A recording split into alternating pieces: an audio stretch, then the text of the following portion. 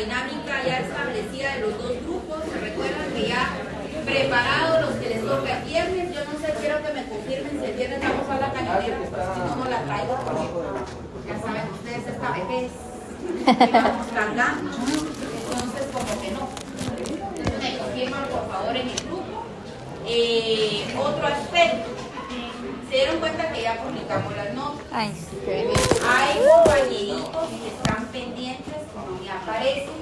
Estoy como en un total de 8 personas que no aparecen en el listado. Los que se han ido agregando al listado, yo los voy agregando al listado de las notas, al acta, y ya les voy guardando la nota. Me han escrito ya de forma directa. Las demás personas no sé qué pasó. Hay 8 exámenes que ya volví a hacer porque es trabajo, porque ya voy viendo como 3 rondas para ver si aparecen y consignarles la nota. Entonces quiere decirse que no van a aparecer. Yo creería que ahorita ya la asignación ya debe estar oficializada, o no sé si todavía les dieron más chance o espacio para la asignación, agregarlos al listado. ¿Alguien tiene algún inconveniente en relación a la nota? ¿No? ninguna. Bueno, entonces vamos a dar inicio con el cronómetro, por favor. Tiempo.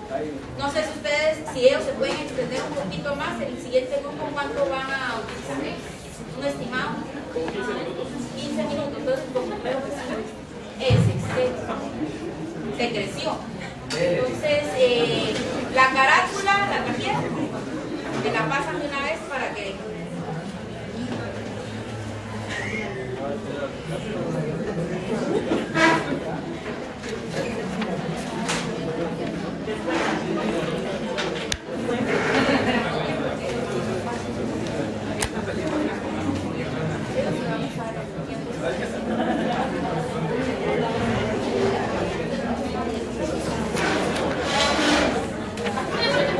A nosotros nos toca 3 de octubre. Toca en un mes, literal. ¿Qué? 10 minutos para la dinámica. Tenemos media hora. Sí, porque no se les da un minuto. A ver.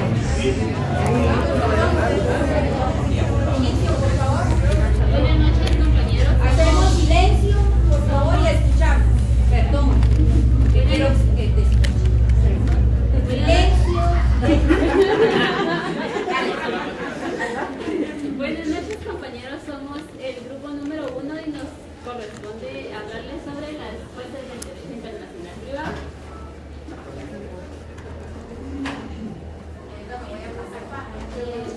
Las fuentes del derecho internacional privado, la expresión fuente depende o surgió de las palabras o fuentes, lo cual significa manantial de agua que brota de la tierra, y aplicada metafóricamente a las normas jurídicas, podríamos decir que de esa forma surgen las normas o leyes.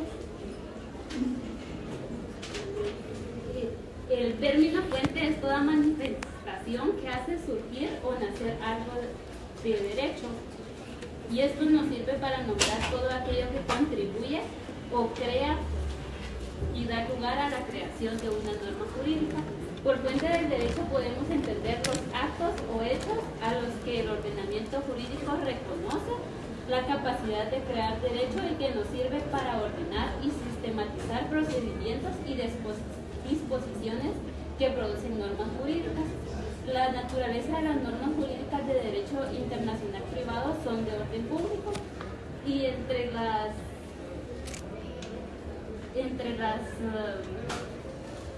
los tipos de fuentes podemos mencionar la ley interna, la costumbre, la doctrina, los tratados, la jurisprudencia y la doctrina. El antiguo criterio de la ley en el derecho internacional privado se basaba en la aplicación de las leyes del país en donde se encontraba el problema, pero conforme ha ido pasando pasando el tiempo se ha llegado a un punto donde se aplica la ley que la persona decide y no lo que el juez de donde se originó el caso diga. Y esto ha contribuido a una mayor seguridad jurídica y mejor protección de los derechos de las partes involucradas en el derecho internacional privado.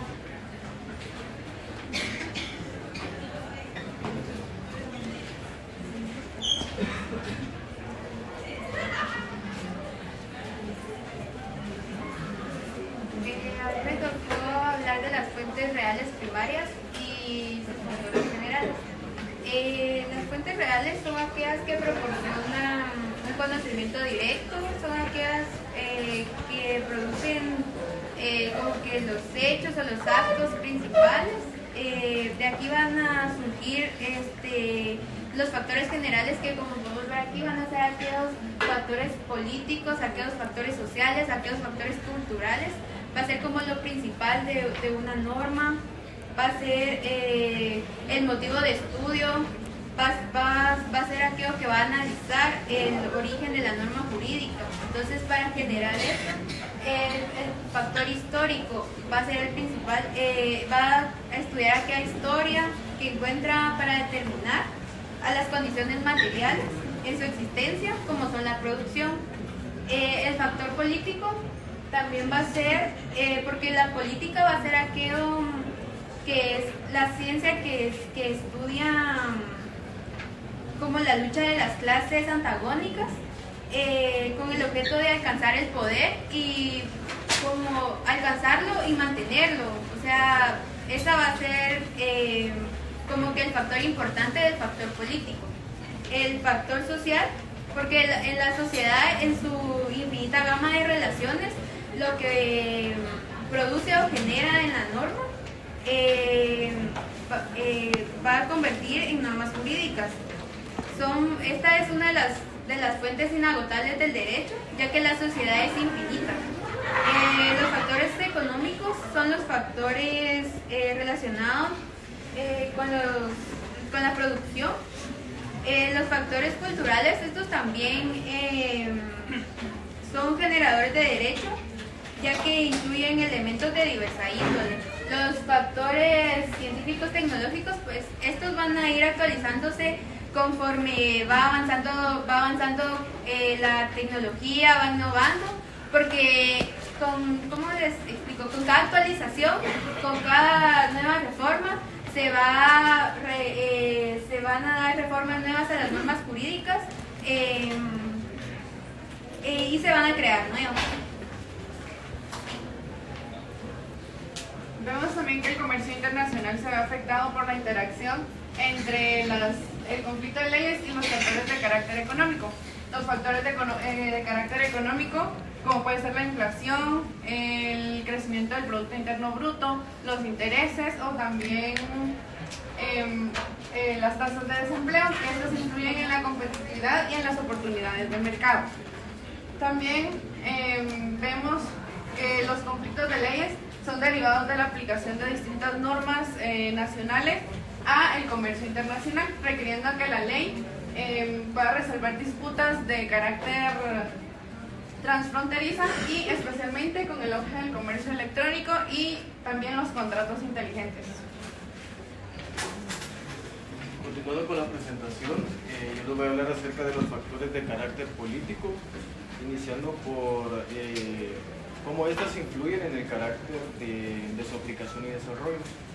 Vamos a mencionar en primer lugar a la soberanía estatal, la cual, para hacer una pequeña definición, dice que es la autonomía y autoridad que tienen los estados para regular entre sí sus propias leyes y así establecer normas. También podemos mencionar a los intereses nacionales. Estos buscan objetivos para que dentro de las mismas normas, en conjunto con la misma soberanía estatal, puedan aplicarse en ámbitos internacionales. Las relaciones internacionales también toman un papel relevante acá porque se dice que la dinámica que cumplen estas es que ayudan a cooperar y ayudan en sí a todo el sistema, hablando a nivel global, a poder desarrollar las normas internacionales. También cuando mencionamos las políticas públicas, es importante recalcar que estas se dice que son acciones que los gobiernos influyen para la aplicación de normas internacionales en un estado determinado. Cada uno de estos factores políticos pueden influir en la norma en la que se aplican y en la que se van desarrollando las normas en el derecho internacional privado. Gracias. Buenas tardes, compañeros. A mí me corresponde hablar sobre la naturaleza sociable del hombre. Eso tiene que ver con las fuentes. O ahí nos pasamos a otro tema. Es otro tema. Perdón. La naturaleza cosmopolita del hombre. Se refiere a la idea de que la persona, más allá de su nacionalidad, es un sujeto de derechos, deberes, que trasciende las fronteras de un solo Estado. Esta perspectiva considera a los individuos como miembros de una comunidad global. El ser humano es un ser sociable. Nosotros como personas pues tratamos cada día de ser mejores personas. Su naturaleza, la naturaleza pues nosotros nos inclina a ser mejores cada día. Nosotros como personas nos relacionamos comercialmente, civilmente y también nos involucramos en varias cosas, ¿verdad? También el deseo de mejorar nosotros como personas cada día nos lleva a nosotros a poder relacionarnos no solo en nuestro entorno, sino que también con personas del extranjero. El cosmopolitismo en el derecho internacional privado se manifiesta a través de los siguientes principios y conceptos. Uno de ellos es la libre circulación de personas y bienes. La idea de que las personas y sus activos no deben estar confinados a una única nación. El derecho internacional privado facilita la movilidad al establecer reglas para el reconocimiento de derechos adquiridos en otros países. Un ejemplo de ellos es como el matrimonio, la adopción y pues la propiedad que nosotros podemos poseer. Como segundo punto tenemos el reconocimiento y la aplicación de las leyes extranjeras. En lugar de aplicar siempre la ley local, el derecho internacional privado permite en ciertos casos la aplicación de la ley de otro estado. Un ejemplo de esto podemos mencionar un litigio sobre un contrato celebrado, un ejemplo con un ciudadano francés y otro con un ciudadano mexicano. Como tercer punto tenemos la protección de los derechos adquiridos. El derecho internacional privado busca proteger los derechos que una persona ha obtenido legítimamente en otro país. Un ejemplo de ello es pues si un individuo se casa en Argentina, ¿verdad? Su estado civil debe ser reconocido en su país de origen o ya sea en cualquier otro país donde él pueda residir.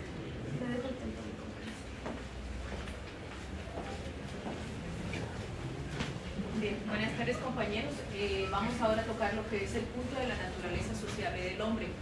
Como sabemos muy bien, el hombre es un ser social por naturaleza, dicho por Aristóteles desde hace mucho tiempo atrás.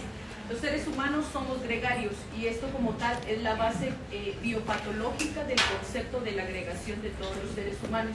¿Qué significa esto? Nacemos y vivimos como miembros de agrupaciones o grupos llamados sociedad. A esto entonces, ¿por qué? Porque no vamos a poder existir ni vamos a poder sobrevivir como elementos individuales para poder desarrollar. Es muy importante hablar de la naturaleza social del hombre porque esta va a tener características. ¿Cuáles son las características de la naturaleza social del hombre? La necesidad de pertenecer a un grupo, la interdependencia con los otros miembros del grupo, la capacidad de comunicación para poder desarrollar la sociedad, el aprendizaje y desarrollo. Bien, y la importancia de pertenecer a un grupo, ¿cuáles son? La supervivencia, el desarrollo individual y el progreso colectivo. Como hablábamos de lo que es el punto o la la base del gregarismo y la supervivencia es principalmente porque el hombre es un animal gregario por naturaleza. Bien, ahora vamos a hablar también un poco lo relacionado a lo que es la neurociencia. La neurociencia actualmente es la dedicada a estudiar lo que son las relaciones intersociales de todos los humanos. Hay puntos importantes que tenemos que tomar en cuenta. Uno, lo que es la maquinaria neuronal para el desarrollo de la inteligencia. Desde que nosotros nacemos, necesitamos o dependemos de nuestra madre y de todo el entorno que nos va a favorecer para el desarrollo. ¿Y esto a qué nos va a producir también? Como podemos nosotros saber, en los estudios que se han hecho en los primates, el cerebro de ellos era mucho más pequeño. Entonces, a esto que tenemos que agregarle, que nosotros tenemos que desarrollar mecanismos neuronales, ¿bien? Y a esto le tenemos que también dar importancia a lo que tiene la relación el cerebro con la sociedad. Anteriormente, el cerebro de un primate tenía un peso de media libra. Actualmente, nuestro cerebro ya está por arriba de 1 libra. ¿Y esto cómo es lo que va a impactar? Lo que es la soledad, la pobreza y todo lo que es el subdesarrollo no permite a una segregación neuronal, y esto lo que hace es que el hombre individual no siga pues un desarrollo dentro de la sociedad. Buenas tardes, compañeros, buenas tardes, licenciada. A mí me tocó el tema diversidad de estados. Antes de empezar pues mi tema, quisiera darles un mensaje, ya que estamos por culminar nuestra etapa formativa académica, ¿verdad? Que sería la mayor gloria, no es nunca caer, sino levantarse siempre. Palabras de Nelson Mandela. Esto para que no perdamos el enfoque y nuestra meta cuando nos enfrentemos a nuestros exámenes técnicos profesionales. Para entender el tema de diversidad de estados, ¿verdad? Primero vamos a ver su significado etimológico, que nace de la voz latina status, que significa estar, que quiere decir condición de ser. Sobre este significado, Aristóteles, dentro de sus pensamientos filosóficos, interpreta al Estado como a la comunidad perfecta o soberana que el hombre encuentra en él, lo suficiente y necesario para vivir y donde alcanza la finalidad natural para la que fue creado. Pero esto lo expresa de una forma individual, de una forma personal. Pero ¿qué pasa cuando elevamos este concepto a algo más global o más universal? Y ahí es donde nace el Estado ya como un ente o una institución. Porque este ente también busca un fin, que sería el bien común a nivel global entre todas las personas. Esto lo podemos observar también con el filósofo Maquiavelo, ya que nos muestra esa figura de Estado como un ente o una institución en su libro El Príncipe, donde dice: los estados y las soberanías que tiene autoridad sobre el hombre son las repúblicas y los principados. Esto en ese contexto en donde en la época era del feudalismo, se necesitaba esa figura o ese ente para organizar y estructurar la sociedad humana para buscar el bien común. Entonces, ¿qué es el Estado? Podemos definir el Estado como una sociedad humana con organización política que a la vez tiene una personalidad jurídica y ésta se encuentra establecida en un territorio que le corresponde. También está estructurada y regida por un orden jurídico creado, definido y sancionado por un poder soberano para obtener el bien común. Hago resaltar que esta definición fue la que nos otorgó la licenciada, ¿verdad? Muchas gracias por su docencia. También nos enseñó lo que son los elementos del Estado. No voy a ahondar en esa parte porque eso ya lo vimos en clase, ¿verdad? ¿Se fue examinar? También en la siguiente diapositiva. En la siguiente diapositiva. También vimos lo que es el tipo de Estado, que esto lo encontramos regulado en el artículo, que es Guatemala, perdón, que lo encontramos regulado en el artículo 140 de nuestra Constitución. Pero nuestra clase es internacional, ¿verdad? Es internacional privado. Entonces, ¿qué nos indica la comunidad internacional? ¿Verdad? En la Convención sobre los Derechos y Deberes de los Estados, en su 7ª Conferencia Internacional Americana en Montevideo, ¿verdad? Vemos en su artículo 1 cómo los estados están representados con los mismos elementos que nos marca la Constitución, que sería una población permanente, un territorio determinado, un gobierno que organiza y agregado a ello que cada estado tenga esa capacidad de relacionarse con los demás estados. En su artículo 3, la existencia política del Estado es independiente y de su reconocimiento por los demás estados. Y el Estado propio de cada país, tiene el derecho de defender su integridad e independencia, proveer a su conservación y prosperidad. Y acá es donde nosotros podemos observar que ningún Estado va a ser igual que otro, por esa independencia, tanto en organización, legislación y gobernanza. También podemos ver lo que nos dice la Carta de las Naciones Unidas, esto ya en referencia a relacionarnos con los demás estados, los fines que buscan esas relaciones internacionales, en que se tiene que mantener la justicia, el respeto, las obligaciones emanadas de los tratados y de otras fuentes del derecho internacional. También tenemos lo que nos indicó el secretario general de la ONU en una conferencia, una parte muy importante, un concepto muy importante a nivel internacional, es el Estado. Dice, el Estado de Derecho puede definirse como un principio de gobernanza en el que todas las personas, instituciones y entidades públicas y privadas, incluido el propio Estado, están sometidas a las leyes que se promulgan públicamente. Se hacen cumplir por igual y se aplican con independencia, además de ser compatibles con las normas y los principios internacionales de derechos humanos. Entonces, ¿por qué el Estado de Derecho es muy importante en el ámbito nacional e internacional?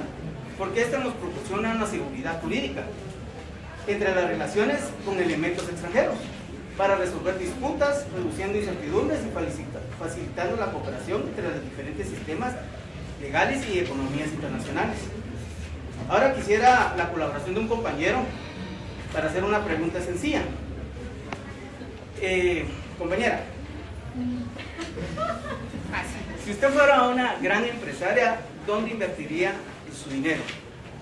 ¿En el estado de Venezuela de Nicolás Maduro o en el estado de El Salvador de Bukele? El Salvador. Nos damos cuenta ahí que la respuesta es bastante obvia. ¿Por qué? Porque el Estado de Derecho de El Salvador nos da esa seguridad jurídica, que el país, en ese país es donde vamos a invertir y va a velar por nuestros derechos y nuestro progreso. Entonces, la diversidad de estados, ¿a qué se refiere? Es esa existencia de entidades políticas soberanas en el mundo, cada una con su propia estructura, sistema de gobierno y capacidad de legislar sobre su territorio. Y esa pluralidad es uno de los desafíos importantes para el derecho internacional, ya que cada estado es responsable de aplicar y hacer cumplir sus propias leyes, lo que puede representar en entrar en conflicto con leyes de otros estados, ¿verdad? Por esa diversidad, cuando los hechos o las personas involucradas están también vinculadas a más de un país.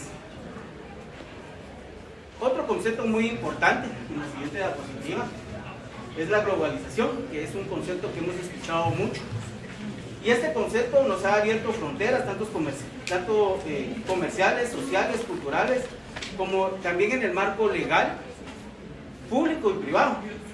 ¿Por qué? Porque fomentan relaciones comerciales entre diversas jurisdicciones, proporcionan un marco para la cooperación internacional en asuntos legales complejos, permite que las personas y empresas operen en múltiples países con mayor seguridad, y ante esa diversidad de estados, ¿verdad?, también nace lo que es el derecho comparado, que es como una herramienta, que su finalidad es comprender la función que cumplen los ordenamientos en cada sociedad y busca esa proximidad entre los factores propios de cada país, factores económicos, factores políticos, factores sociales, ¿verdad?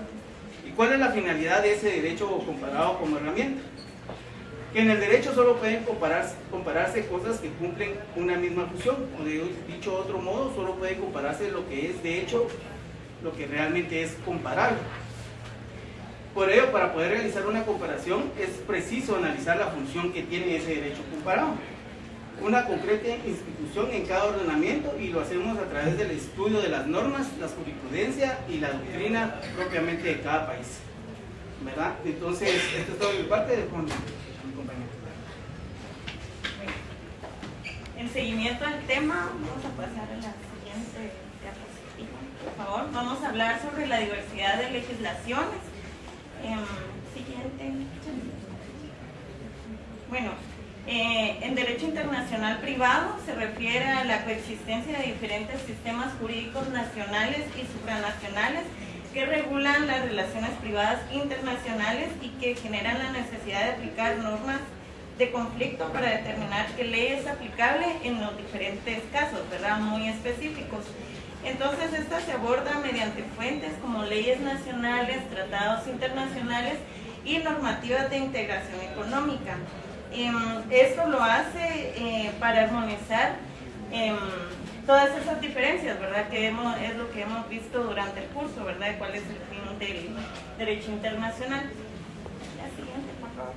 Entre los orígenes de la diversidad podemos encontrar dos, que serían por métodos y por la soberanía estatal. Dentro de los métodos distintos, existe que todos los estados utilizan diferentes métodos para determinar qué ley es aplicable, usando, por ejemplo, poníamos aquí usando el domicilio o nacionalidad con criterio principal. Y dentro de la soberanía estatal podemos hablar sobre su sistema legal de cada quien, ¿verdad? De cada país o estado, y que pueden utilizar las normas internas o elementos extranjeros. Las fuentes de esta diversidad existen tres, que sería la soberanía de los estados, las diferencias culturales y sociales y el pluralismo jurídico. Dentro de la soberanía de los estados hablábamos sobre la legislación que tiene cada país, ¿verdad? Su propio sistema. No podemos comparar el sistema de Guatemala con el de Estados Unidos, ¿verdad? Entonces, a eso se refiere la soberanía de los estados. Entre las diferencias culturales y sociales, vemos la diferencia que existe en los de diferentes países, ¿verdad? No podemos comparar o no podemos utilizar el mismo sistema legislativo en Guatemala que en Estados Unidos, que en El Salvador, porque es diferente, ¿verdad? Y el pluralismo jurídico es sobre los ordenamientos jurídicos que interactúan en el derecho internacional para regular el sistema de justicia, ¿verdad? Que pueden ser aplicables, como bien lo decía al inicio, para casos muy específicos. También podemos abordar sobre la unificación de las leyes. Este se basa en la diversidad legislativa, también denominado factor jurídico. Consiste en el uso de los estados en su soberanía legislativa para crear normas y regular la conducta de la población, atendiendo sobre todo sus necesidades. Y la unificación de estas leyes es una técnica para más formal, ¿verdad? Con carácter formal. Es un conjunto de normas estandarizadas que contienen criterios jurídicos, económicos, comerciales y políticos y que provienen de los diferentes estados. Y estas se sustentan a través de tratados internacionales y de todos los demás elementos que los compañeros más adelante les van a explicar. Y aquí, ¿cómo se aborda la diversidad de la legislación? Pasamos al siguiente tema, por favor, ya. Yo sé que estás emocionada. Entiendo.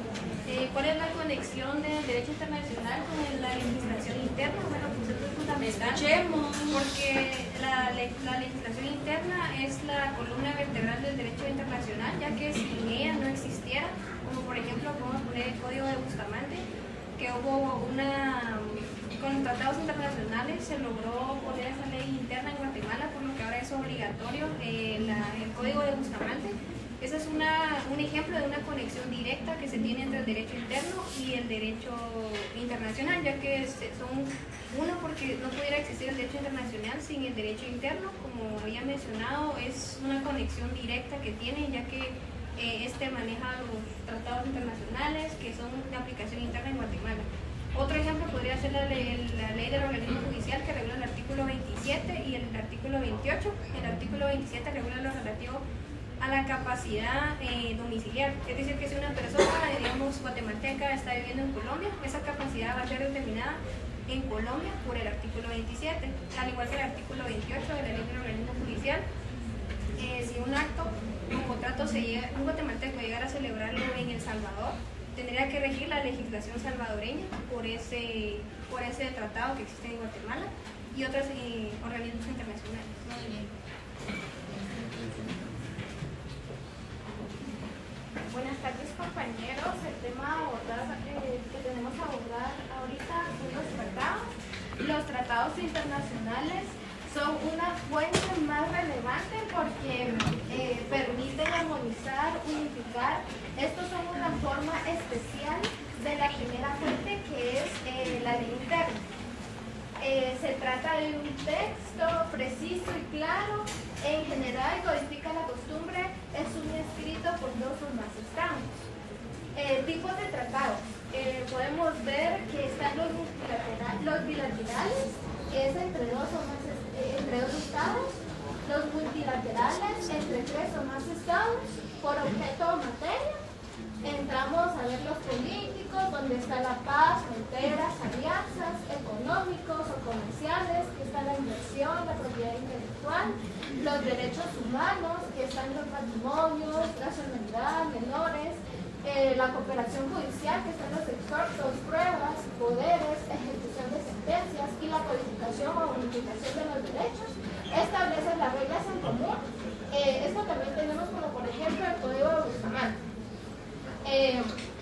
Por su alcance geográfico tenemos los universales, que están abiertos a todos los estados del mundo, los regionales por una región, y por último tenemos por formas de celebración, que estos son solemnes, que requieren un proceso formal de negociación, firmas, ratificaciones y publicaciones.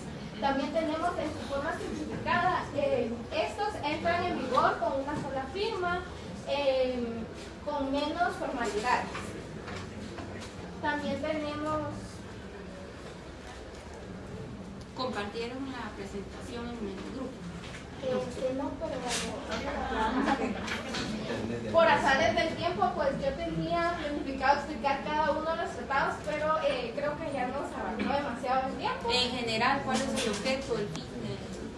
Ya lo habían mencionado en la parte introductoria, ¿verdad? Tenemos los principales tratados, que entre estos se pueden mencionar los tratados y convenciones de la Haya, sobre diferentes tópicos, ejemplo, los matrimonios, divorcios, el Código Internacional Privado o convenios de la Habana, también llamado el Código de Bustamante, como lo podemos ver aquí, ratificado en La Habana, Cuba, en 1928. Ahí, nena me dice. Ok.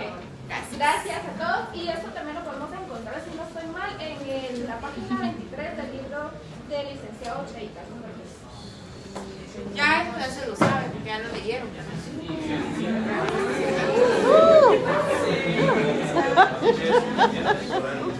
30 minutos. ¿Cuántos faltan? Solo 2. Bueno, vamos rápido, por favor, en breve. ¿Qué es tu tema? Sería la jurisprudencia. ¿Qué es la jurisprudencia y qué es la costumbre? ¿Y cómo influyen? Te hago la pregunta yo brevemente. ¿Qué es la jurisprudencia? ¿Qué es la costumbre? ¿Y cómo influyen como fuente dentro del derecho internacional? La jurisprudencia es un conjunto de decisiones y sentencias emitidas por los tribunales de justicia, que al momento de interpretar y aplicar las leyes en los casos concretos, se viene y se traslada hacia un criterio formal y uniforme sobre una cuestión jurídica. Continuando con la costumbre como fuente del derecho internacional se refiere a aquellas prácticas constantes y uniformes aceptadas jurídicamente obligatorias, que surgen de la interacción de los sujetos del derecho como ámbitos transfronterizos. Y pues en estas 2 fuentes del derecho internacional privado se resume la jurisprudencia y la costumbre. Gracias. Buenas tardes. La doctrina y principios generales del derecho. En Guatemala, la doctrina y los principios generales del derecho son considerados como fuentes supletorias del derecho. En la doctrina son los estudios, interpretaciones y opiniones de juristas, profesores y expertos en derecho, que aunque no tienen fuerza legal, ¿verdad?, sirven para orientar a los jueces y a los abogados en la correcta aplicación de las normas. Tenemos los principios generales del derecho, que son los valores y las reglas fundamentales de justicia. ¿Qué es un principio? La base. son la base. Servicio, el principio de algo, la línea directriz o matriz que nos guía y nos explica, ¿verdad? Ya lo olvidamos. La equidad, la buena fe, el respeto, los derechos humanos y la seguridad jurídica. En resumen, estos son los principios los cuales nos permiten llenar vacíos legales y guiar a la creación, interpretación y a la aplicación de las normas. Muy bien. Hay algunos principios, bueno, no sé si el tema entraba, hayan visto ustedes en relación al derecho internacional algunas reglas o principios, o dónde están regulados, dónde están esos principios y reglas. La ley. ¿Cuál es la ley que regula los principios? La ley del organismo. La ley del organismo judicial. Por favor. Gracias, nena. ¿Cuál es la dinámica? La dinámica ahorita se la estamos compartiendo. Vale. En lo que llega, vamos dando instrucciones. Compañeros, la dinámica se les compartió lo que es un crucigrama. Hay 8 preguntas, ¿verdad? En el cual deben llenar el concepto que corresponde a cada casilla. Ahí están las preguntas. No estoy más compartiendo las diapositivas, ¿no? Entonces, ahorita se va a compartir las diapositivas. Ahí también pueden buscar sus respuestas. Los primeros que llenen se ganan un premio. El primero que sería encuentre la respuesta. Sería lo que es una ley.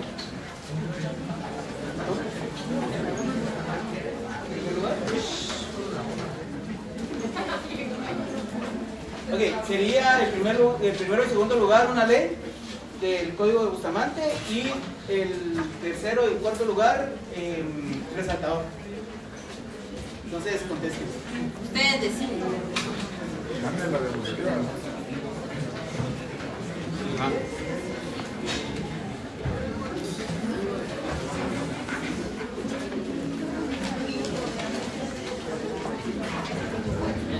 Todos presentes, ¿verdad?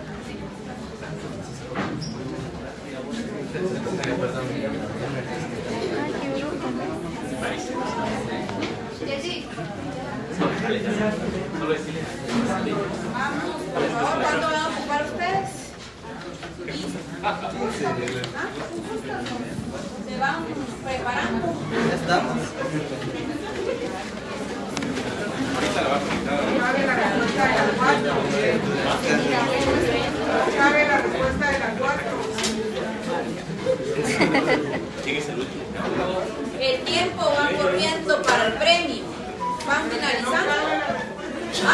¿No saben? No cabe. Ahí ponerle algo costado. Yo decía, no saben la respuesta.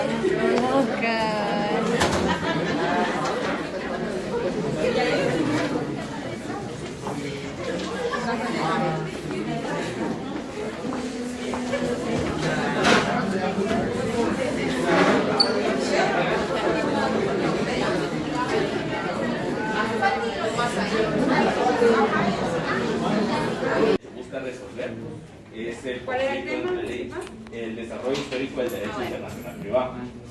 Para comenzar debemos entender que el problema fundamental que esta rama del derecho busca resolver es el conflicto entre leyes. Históricamente la respuesta ha oscilado entre dos polos, el territorialismo y la extraterritorialidad. El territorialismo busca sostener que el Estado aplica su ley en su propio territorio, y la extraterritorialidad que adapta una ley extranjera para que pueda surtir efectos en el territorio. Le cedo la palabra a nosotros. Buenas tardes, licenciados, buenas tardes, compañeros. A mí me toca hablar de este derecho romano y la época de los bárbaros. En este tema, al inicio Roma no reconocía el conflicto de leyes, sin embargo sienta un precedente entre el ius civile y el ius gentium, que el ius civile era el derecho exclusivo para los ciudadanos de Roma, y el ius civile era y el ius gentium, que era un derecho un poco más flexible. Este era el que se aplicaba entre las relaciones y con las relaciones entre extranjeros. Después de esto tenemos que, sin embargo, el primer sistema que realmente aplicó la ley fuera de su origen fue el sistema de la personalidad de derecho. Esto se da durante las invasiones bárbaras. Tenemos que este sistema se caracterizó por las invasiones y los asentamientos de las tribus, ¿verdad? Entonces tenemos aquí que este derecho se aplicaba a cada individuo. Con este derecho los individuos eran juzgados por la ley de su tribu, ¿verdad? En ese contexto tenemos que en ese tiempo hubieron tribus que eran las tribus de los godos, los francos y los lombardos, que eran las tribus, digamos que principales de esta época. Y pues pasando de esto, digamos que cada individuo, pues en conclusión, era juzgado por la ley de su tribu. A donde él fuera, la ley viajaba con él. De ahí pasamos a algo que radicalmente es opuesto a lo que yo les acabo de explicar, y eso nos lo explica nuestra siguiente compañera. Gracias.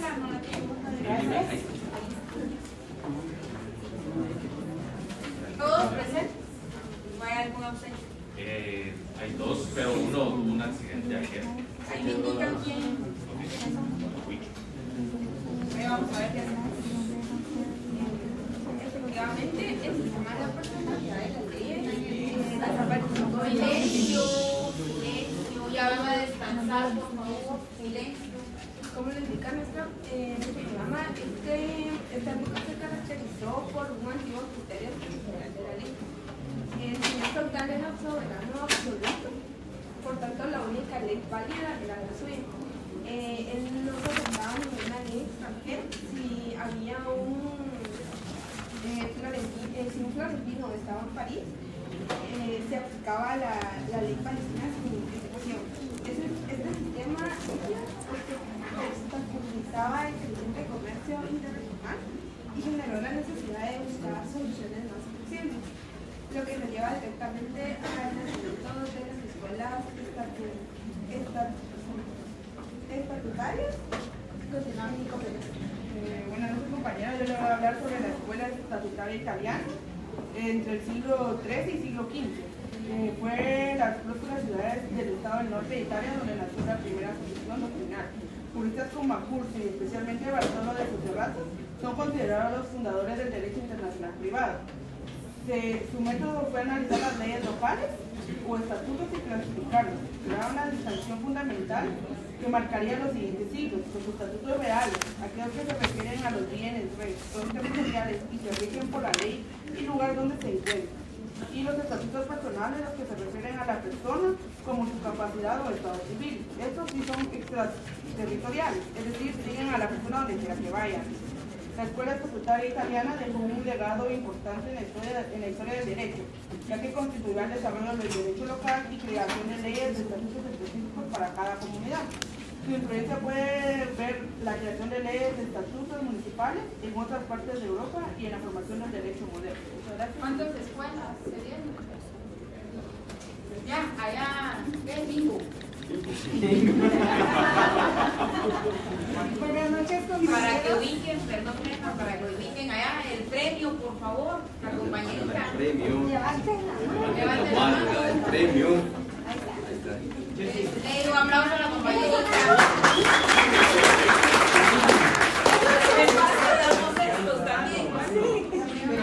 Yo les voy a hablar de la escuela estatuaria francesa.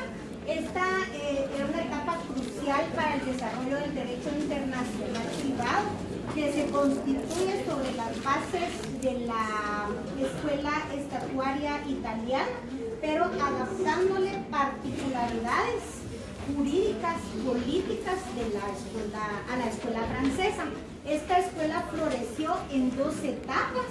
Sus características de esta escuela se basaban en el territorialismo. En esta se establecieron reglas para poder solucionar los problemas internacionales de acuerdo al territorio. La aplicación era idónea para aplicarla donde estuviera el bien o la persona. Actualmente se podría decir, ¿verdad?, que es la que nosotros utilizamos, como mencioné un poco anterior, se utiliza donde está el bien, donde está la persona, la ley que favorezca al país donde se encuentre el bien, ¿verdad?, o la persona, únicamente esencial. Les hablaré sobre la escuela estatuaria holandesa. Esta surge en el siglo XVII. ¿Cuál es lo más importante y relevante de esto? Que se necesitaba justificar que una ley extranjera surtiera efecto sin sacrificar la soberanía. Eso era la esencia, lo más importante. Muy bien, vamos, siguiente. Compañera licenciada, yo les hablaré sobre la escuela alemana, también conocida como Escuela Histórica Alemana. Fue una corriente de pensamiento económica que surgió en el siglo XIX, que se opuso al liberalismo clásico. Pues la esencia como tal de esta tiene pues 5 puntos. Fue su enfoque histórico. Las leyes económicas no eran universales. El desarrollo de una nación no dependía de su historia particular, sino de, bueno, no solo de su historia, sino también de sus instituciones. Lo más importante. Rechazo, bueno, lo más relevante. Sí, lo más relevante fue la influencia que tuvo la escuela alemana para crear las bases económicas, no solo en Alemania, sino a otros estados, ¿verdad? Que se regó, digámoslo de esta forma coloquial. Fue una de las primeras grandes corrientes que cuestionó seriamente los principios del liberalismo clásico. Ellos no creían directamente que la escuela alemana solo se basara en hechos de pensamiento, sino también en historia, ¿verdad? Ellos incluían mucho con la historia. Siguiente. Buenas noches, compañeros. Yo les voy a hablar acerca de la escuela italiana moderna. Lo más importante y relevante. Podemos decir que la escuela italiana moderna fue un movimiento educativo que buscaba reformar la educación tradicional como una educación innovadora y nacionalista. Sus principios y métodos innovadores incluyeron la educación italiana, sentaron las bases de la educación moderna en el país. La escuela angloamericana. Lo más importante, ¿qué promovió? Los derechos adquiridos de la... Silencio. Tú. No sé, varios levantaron la mano, no se puede. Aquí fue el primero. Aquí fue el primero.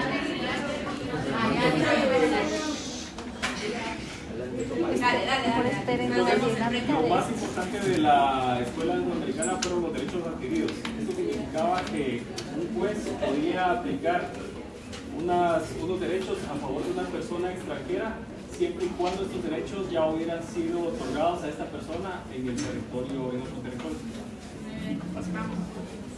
Buenas noches, a mí me tocó la doctrina de Bustamante.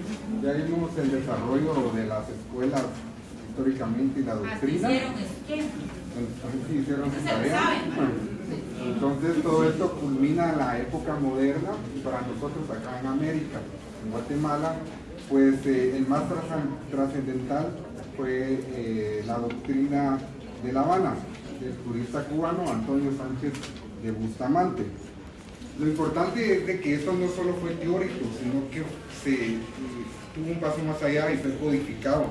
Y ahora lo encontramos en nuestro Código de Derecho Internacional Privado de 1928, el cual fue ratificado por Guatemala, por lo que es un derecho vigente y aplicable acá en Guatemala.